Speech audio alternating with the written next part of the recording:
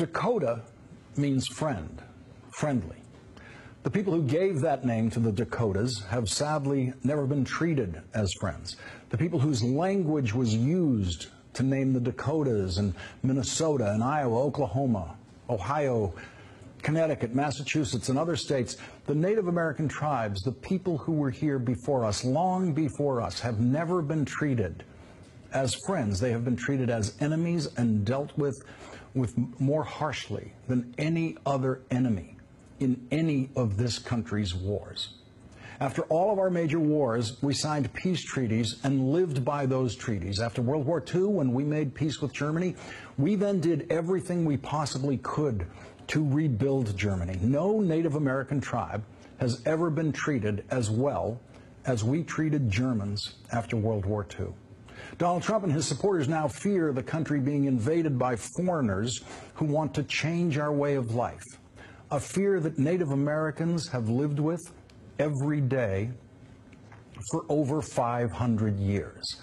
The original sin of this country is that we invaders shot and murdered our way across the land, killing every Native American we could and making treaties with the rest. This country was founded on genocide before the word genocide was invented, before there was a war crimes tribunal in The Hague.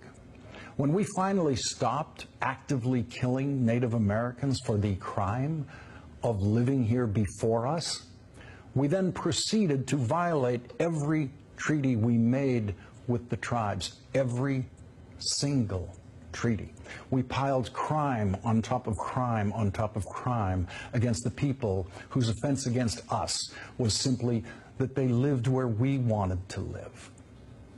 We don't feel the guilt of those crimes because we pretend they happened a very long time ago in ancient history, and we actively suppress the memories of those crimes. But there are people alive today whose grandparents were in the business of killing Native Americans. That's how recent these crimes are.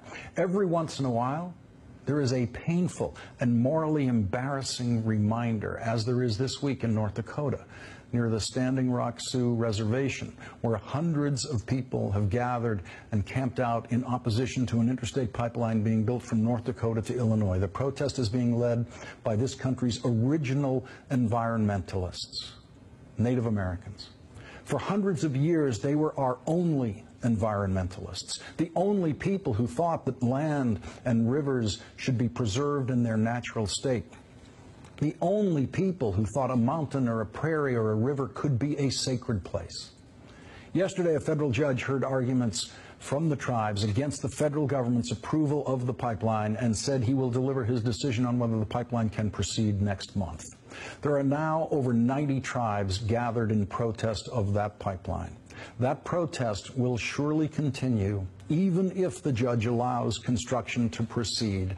And so we face the prospect next month of the descendants of the first people to ever set foot on that land being arrested by the descendants of the invaders who seized that land, arrested for trespassing.